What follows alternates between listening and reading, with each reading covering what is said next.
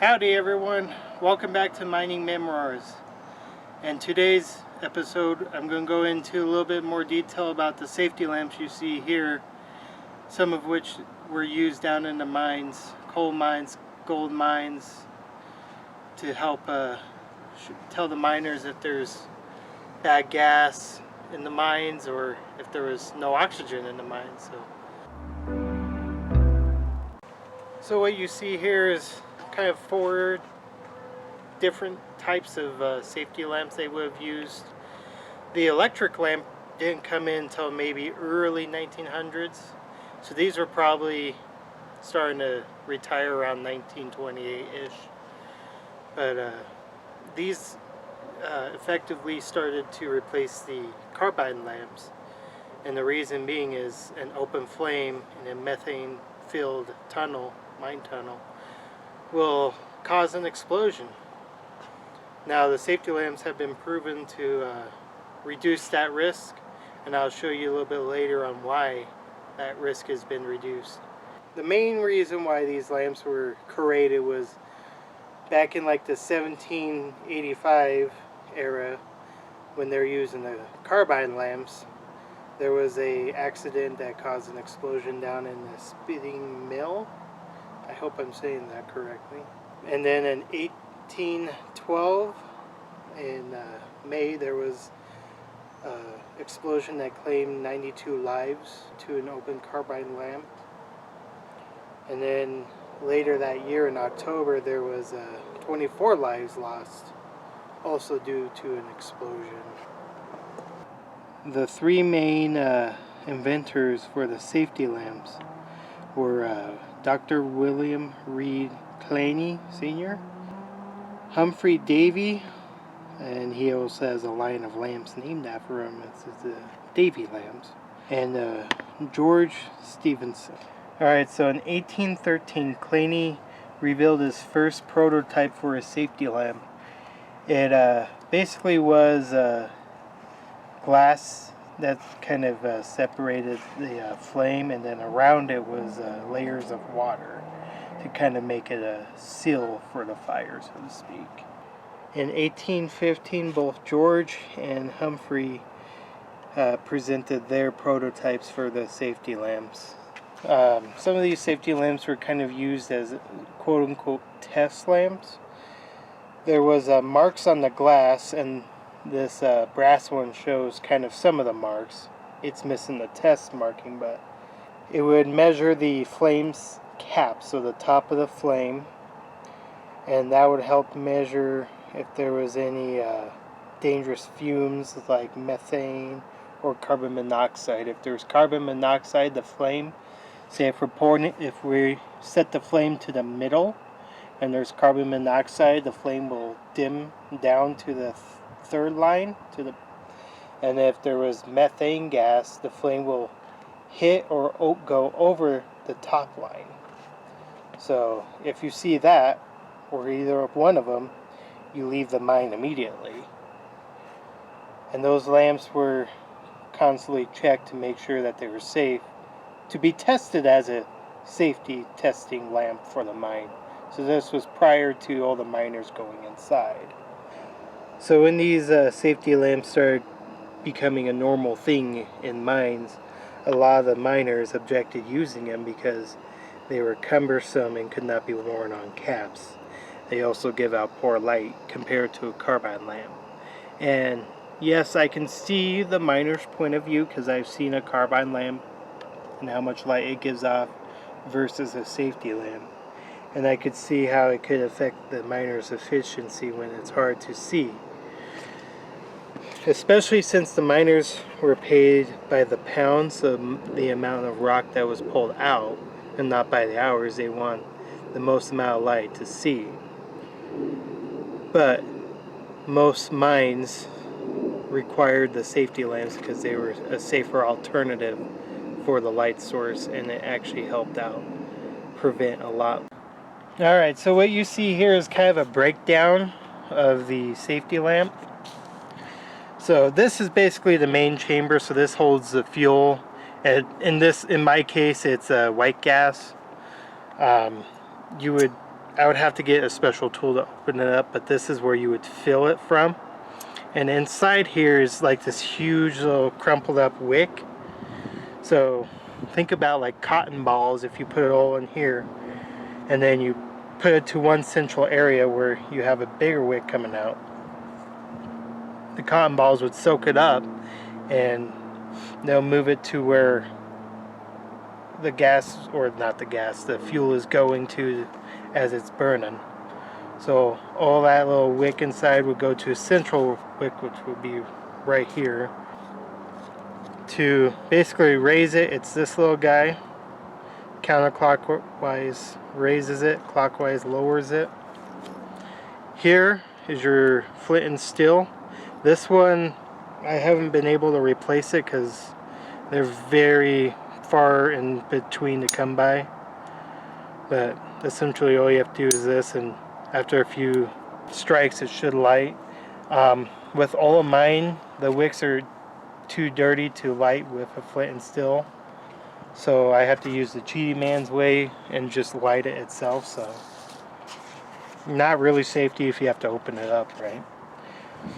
But with all of these, they all have their unique little locking mechanism. This one here uses a little square key, which is kind of cool.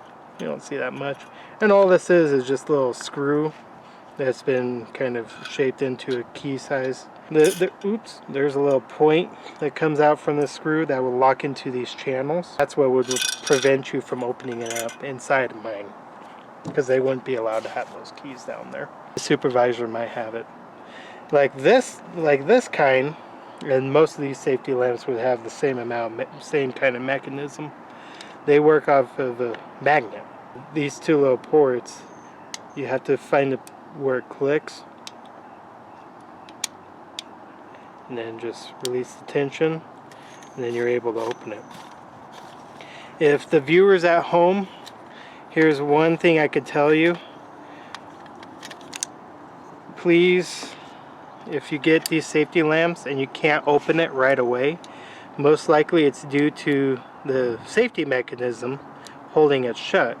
And if you see, there's a little spring-loaded thing that's poking out, and like I said, it would rest in this little hole. Bring a magnet, it should open it just enough to let you open it. I do urge you guys to find a magnet first before you pry it open, because that's all you would really need.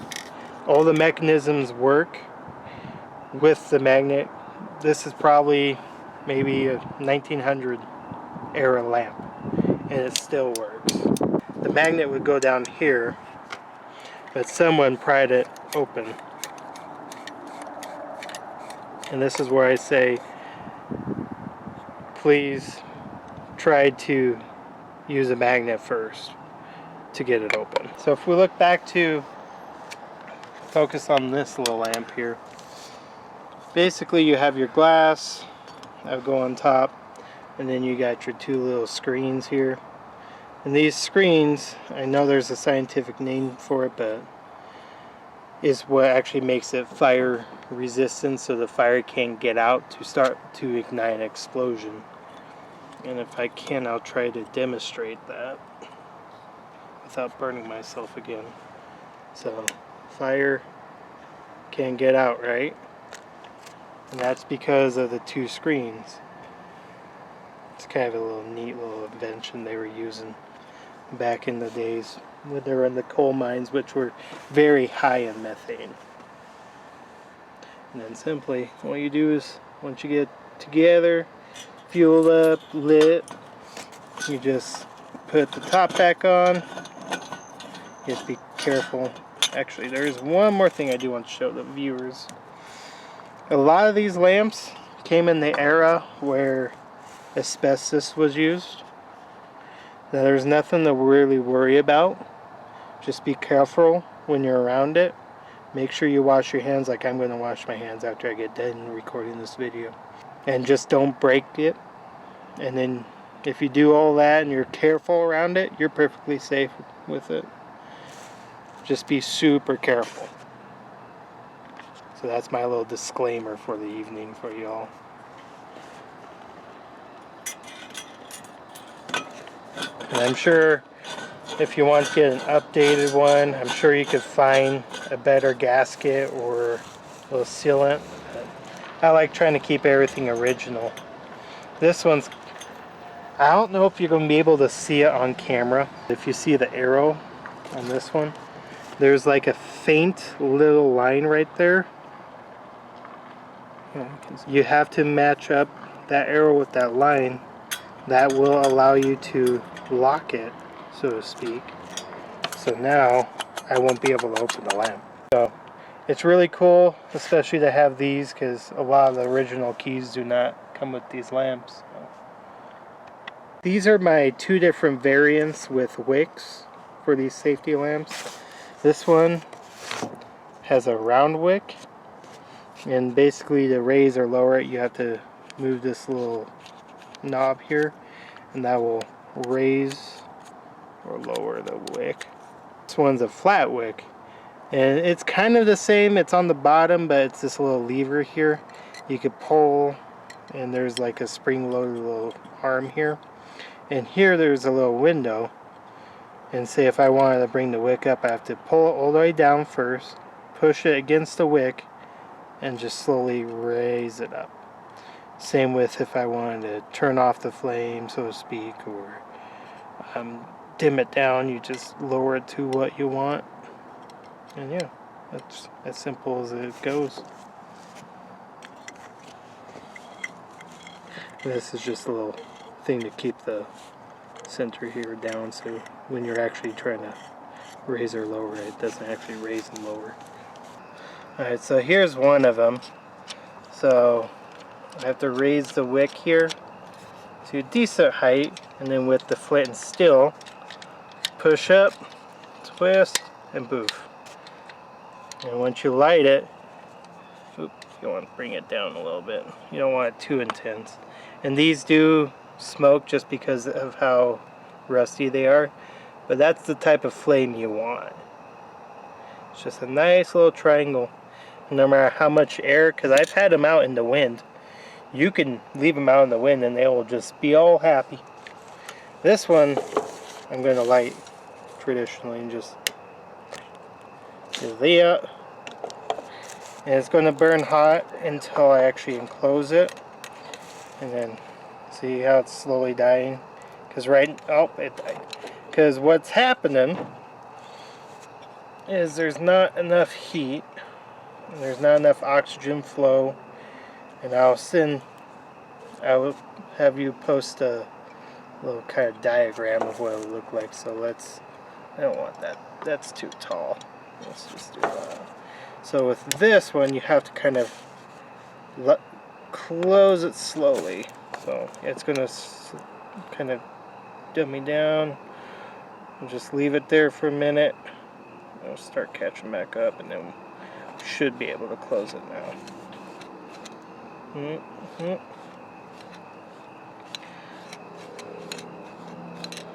we go. And there you go. There's the 2 out of the 4 safety lamps. Unfortunately, this brass one this one right here, this one's too rusted up here, and if I were to be able to light it, it would be very bad. A lot of probably bad chemicals, don't want smoke, the smell and stuff. And this one I can light, but it's kind of a hassle to light. So, you know, what the hell, might as well do it. This one, remember, doesn't have that flint and steel, so I have to take it apart.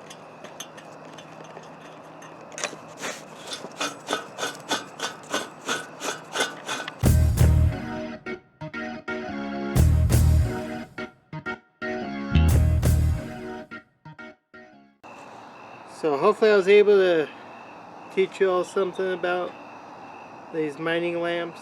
They're a really cool piece of technology, and it's cool to still be able to show you guys and show how they work. It kind of shows that they're built to last, not like some of the stuff nowadays. So if you enjoyed, please like this video, and if you haven't already, please subscribe down below. If you want to see more about Mining Memoirs and all the mining stuff, please look at this card here. And if you want to see more about Culz Paranormal and all the stuff we do, there should be a card that posted here. You all have a good day. Let's just turn that. And you're done.